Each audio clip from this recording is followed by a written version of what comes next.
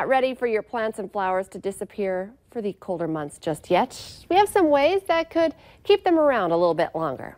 The Valley Today's Abby Furchner joins us live this morning with the experts at Baker Garden and Nursery. Good morning, Abby. Good morning, guys. I'm here with Eric Baker, and you have one pretty simple tool on how to keep your flowers and your plants lasting throughout the winter, and that's just water. Yeah, that's right. That's a tool that everyone has and everybody forgets about.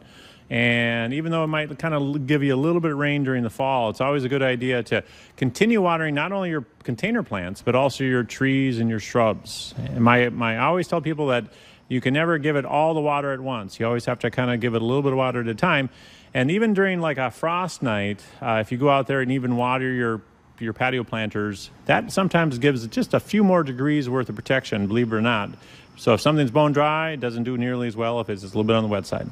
And what's nice, some people may not know this, is there's nothing you can really do with the soil either. You can pretty much keep the soil the same. Yeah, for the most part. When people think about their fall containers, inadvertently, the first thing I think is eventually we'll maybe try like tree toppers, and that's a thing that a lot of people do.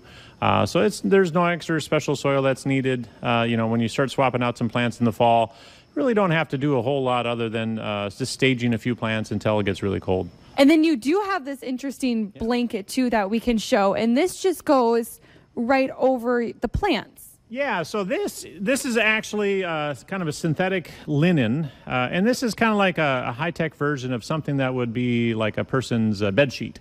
Now, this is a lot more lighter and a little easier to work with, but I'm going to show you what you can do with now, this plant really doesn't like the cold at all. This is like a coleus, and it's super nice and beautiful now, but if there's questions of frost for a night, what you got to do is go out there and you just throw it right over. Throw it right over. Now, the nice thing about it is that it probably gives you about 3 or 4 more degrees worth of protection. Maybe you want to weight it down if it's windy. As you know, it gets sometimes far can get windy here. So now the big question is, how long do I leave it on?